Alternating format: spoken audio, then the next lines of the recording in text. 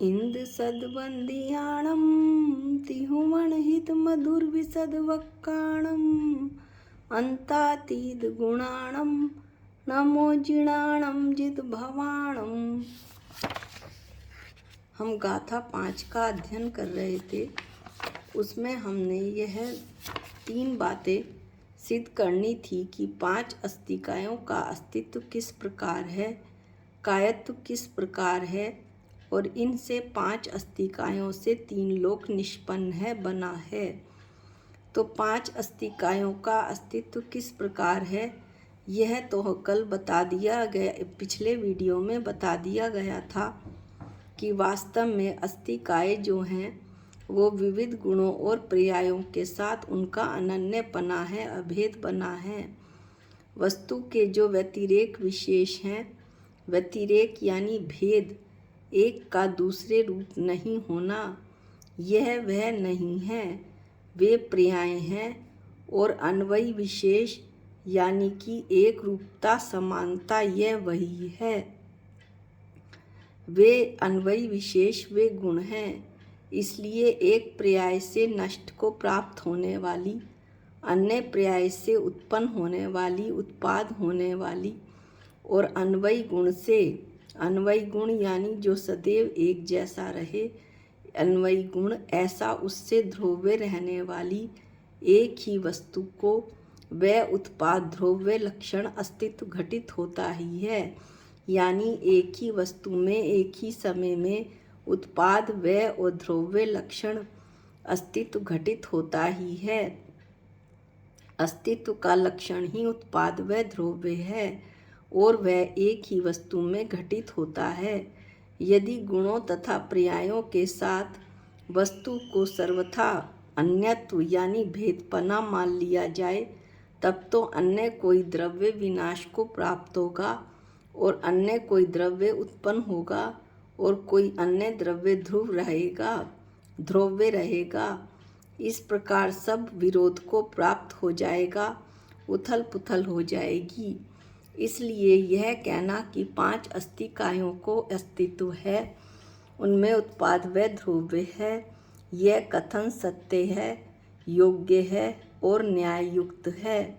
ऐसा आचार्य अमृतचंद आचार्य टीका में बता रहे हैं। अब इन 5 अस्तिकायों को कायत्व किस प्रकार है इसका उपदेश किया जाता है। जीव पुद्गल धर्म, ये हम पेज नंबर 5 पंच अस्तिकाय के पेज नंबर 15 के दूसरे पहरे में पढ़ रहे हैं। जीव पुद्गल धर्म अधर्म और आकाश, यह पदार्थ अवयवी हैं। ये जो 5 अस्तिकाएँ हैं, जीव पुद्गल धर्म अधर्म और आकाश, ये पदार्थ अवयवी हैं। अवयवी का मतलब है अवयव वाला, सावयव, अंश वाला, अंशी, जिनके अवयव अर्थात एक से अधिक प्रदेश हों, जिनके एक से अधिक अंश हों, ऐसा अवयव वाला। तो प्रदेश नाम के उनके जो अवयव हैं, प्रदेश नाम के उनके जो अवयव यानी अंश हैं, वे भी परस्पर व्यतिरेक होने से, व्यतिरेक यानी भेद रूप, एक का दूसरे रूप नहीं होने से पर्याय कहलाती हैं। क्योंकि वे पर्याय इसलिए कहलाती हैं क्योंकि पर्यायों का लक्षण ही परस्पर व्यतिरेक है और यह लक्षण प्रदेशों में भी व्याप्त होता है, क्योंकि एक प्रदेश दूसरे प्रदेश रूप नहीं हो सकता, इसलिए प्रदेशों में परस्पर व्यतिरेक है। प्रदेश एक दूसरे रूप नहीं है, इसलिए प्रदेश भी पर्याय कहलाती हैं। यह बात इसमें कही है। उनके साथ यानी इन प्रदेशों के साथ इन 5 पदार्थों 5 अस्तिकायों का अभेदपना होने से इनमें कायत्व सिद्धि घटित होती है, यानी बहुप्रदेशीपना घटित होता है। अब इसमें से भी एक द्रव्य जो परमाणु है, पुद्गल है, परमाणु व्यक्ति अपेक्षा से निर्वयव है। निर्वयव मतलब अवयव रहित है, अंश रहित है। एक से अधिक प्रदेश से रहित है यानी एक प्रदेशी है होने पर भी उनको सावयवपने की शक्ति का सद्भाव है यानी बहुप्रदेशी होने का उसमें शक्ति है। इससे उसके कायत्व सिद्धि यानी बहुप्रदेशीपना निरपवाद है। बहुप्रदेशीपने में कोई भी अपवाद नहीं है। इस तरह हम कह सकते हैं कि 5 अस्थिकायों का कायपना होने में बहुप्रदेशीपना होने में एक भी अपवाद नहीं है, क्योंकि उपचार से परमाणु को भी शक्ति अपेक्षा से अवयव प्रदेश बहुप्रदेशी कहा जा सकता है। जिसके बहुत प्रदेश हों ऐसा कहा जा सकता है। अब कोई शिष्य यह प्रश्न उठाता है कि यहाँ पर ऐसी आशंका करना योग्य नहीं है कि पुद्गल के अतिरिक्त अन्य पदार्थ अमूर्तपने के कारण पुद्गल मूर्त है और अन्य जितने भी पदार्थ हैं धर्म अधर्म आकाश और जीव वो अमूर्त हैं होने के कारण अविभाज्य होने से अविभाज्य यानी जिनका विभाग ना हो सके उनके सावयपने की कल्पना यानी कि अंश वाला एक से अधिक प्रदेश वाला बहुप्रदेशी की कल्पना न्याय विरुद्ध है, अनुचित है। ऐसी आशंका यदि कोई करे तो इसे उदाहरण देकर समझा रहे हैं कि जैसे आकाश अविभाज्य है।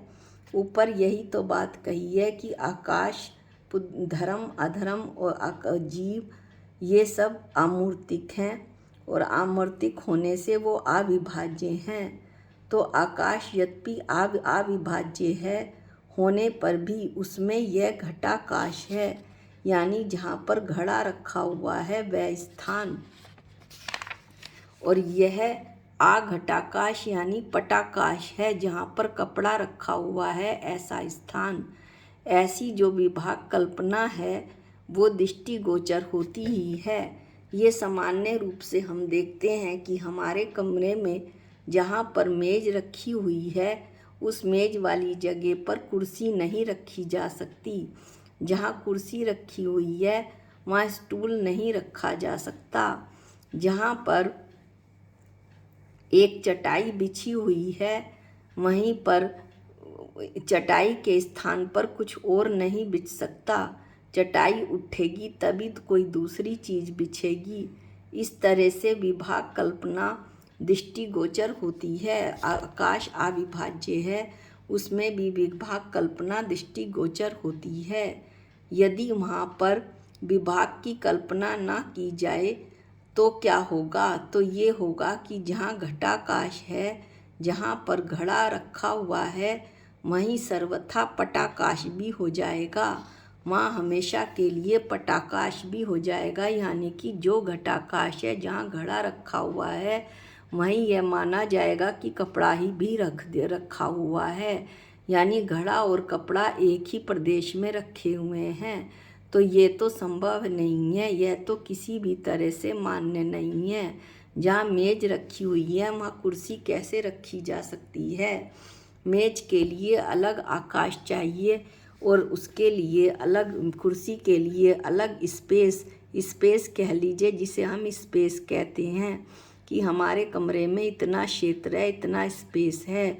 इतने स्पेस में ड्रेसिंग टेबल रखी हुई है, इतने स्पेस में अलमारी रखी हुई है, इतने स्पेस में मेज रखी हुई है, इतने स्पेस में स्टूल रखा हुआ है, इतने स्पेस में सोफ़ा रखा हुआ है।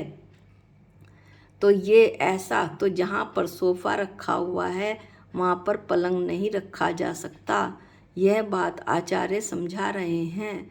तो यह तो मान्य नहीं हो सकता। यह हम व्यवहार में भी देखते हैं कि ऐसा होना बिल्कुल गलत है, ये नहीं हो सकता। इसलिए कालाणुओं के अतिरिक्त अन्य जितने भी पंच अस्थिकाएँ हैं उन सब में कायत्व नाम यानी बहुप्रदेशी का सावयपना यानी अंश वाला बहुप्रदेशी निश्चित करना चाहिए। यानी कि उनमें जो पंच अस्तिकाएँ हैं उनमें बहुप्रदेशीपना है, ऐसा निश्चित करना चाहिए। वो बहुप्रदेशी होते हुए भी वे प्रदेश वाले हैं, अंश वाले हैं, ऐसा निश्चित करना चाहिए। ऐसा आचार्य कह रहे हैं कि यद्यपि वे अविभाज्य हैं, फिर भी उनमें जो है वो प्रदेशों के साथ हैं, वो अलग अलग प्रदेशों के साथ हैं, ऐसा आचार्य बतलाना चाह रहे हैं। इसके बाद जो तीसरी बात इसमें रह गई वो ये है कि जो 3 लोक रूप निष्पन्नता है रचना कही है, वह भी अस्थि कायपना, अस्थिपना तथा कायपना सिद्ध करने के साधन रूप से कही गई है कि ये 5 अस्तिकाएँ 5 अस्तिकायों से 3 लोक बना है। ऊर्ध्व, अर्धो और मध्य 3 लोक संपन्न हुए हैं। यह भी इसमें अस्थि कायपना सिद्ध करने के साधन रूप से ही कही है। ये जो बात है वो हम अगले वीडियो में देखेंगे। आज के लिए हमने इतना ही हम बताएंगे कि एक में हमने बताया कि दोबारा रिवीजन किया कि 5 अस्तिकायों का अस्तित्व किस प्रकार है, और फिर इसके बाद यह सिद्ध किया कि कायत्व किस प्रकार है। यदि हम ये शास्त्र लेके और आराम से इसकी एक एक लाइन, ये ज़रूरी नहीं है कि आप पूरा वीडियो एक साथ देखें और पूरे वीडियो को एक साथ पढ़ें। थोड़ा थोड़ा सा करके यदि आप पढ़ेंगे तो आपको ये पंच अस्तिकाय संग्रह को पढ़ने में बहुत आनंद आएगा। वैसे भी प्रवचन सार, समय सार और पंच अस्तिकाय संग्रह ये श्रीमद् भगवत कुंद आचार्य देव के प्रावर्त ग्रंथों में से आते हैं, मुख्य ग्रंथों में से आते हैं। तो यदि थोड़ी सी भाषा कठिन अवश्य है, जो कि 3-4 गाथाओं में ही है, आगे आसान है, लेकिन यदि आप थोड़ा सा इसे समझेंगे तो बहुत ही लाभप्रद ये सिद्ध होगा। आपको 6 द्रव्यों को समझने में बड़ी ही आसानी होगी, जो पढ़ रहे हैं उन्हें भी और जो शास्त्र पढ़ने की इच्छा रखते हैं उन्हें भी। इस तरह से आज का वीडियो हम ख़त्म करते हैं और अगले वीडियो में हम जो तीसरी चर्चा रह गई है वो चर्चा लेंगे। निज निधि निज में बताई ये अनंत उपकार है, इसके लिए जिन वाणी माँ को वंदना अनंत बार है, वंदना अनंत बार है। सबको जय जिनेंद्र।